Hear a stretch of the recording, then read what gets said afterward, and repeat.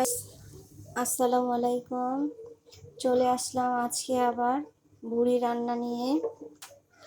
তো প্রথমে আমি তেল দিয়ে দিলাম। আমি এর মধ্যে পেঁয়াজ কুচিগুলো দিয়ে দিব। কিছুক্ষণ পেঁয়াজগুলো ভাজা ভাজা করে নিব।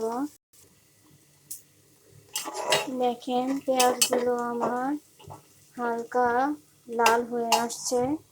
তো এখন আমি এর মধ্যে এই যে এখানে আমার আদা রসুন ধনিয়া জিরা সব একসাথে বেটে রেখেছিলাম, সেটাই দিব। এবার আমি এর মধ্যে কিছুটা পানি দিয়ে দিব আর হলুদ মরিচ লবণ এগুলো দিয়ে ভালোভাবে মশলাটাকে কষিয়ে নেব।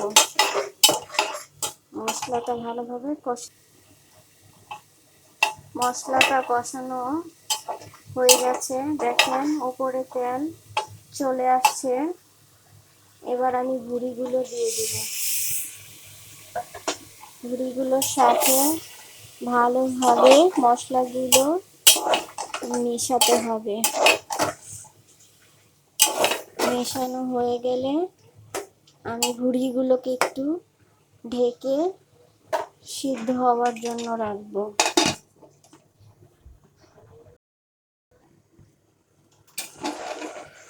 ভুড়িটা প্রায় বেশিরভাগই সিদ্ধ হয়ে আসছে।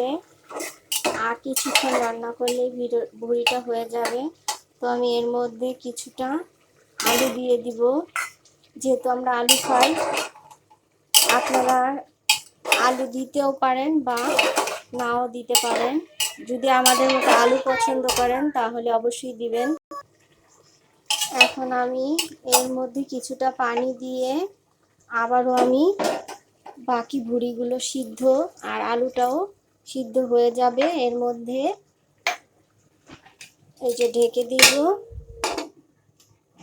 কয়েকটা সিটি মারলেই আমাদের ভুড়ি রান্নাটা হয়ে যাবে। যেহেতু ভুড়ি সিদ্ধ হতে অনেক সময় লাগে, তাই আমি প্রেসার কুকারে বসিয়েছি। দেখি এবার ভুড়িটা কত দূর হয়েছে। হ্যাঁ, আমাদের ভুড়ি রান্না হয়ে গেছে। এবার আমি বাটির মধ্যে উঠিয়ে নেব। তৈরি হয়ে গেছে আমাদের ভুড়ি রান্না। তৈরি হয়ে গেছে এই যে ভুড়ি রান্না।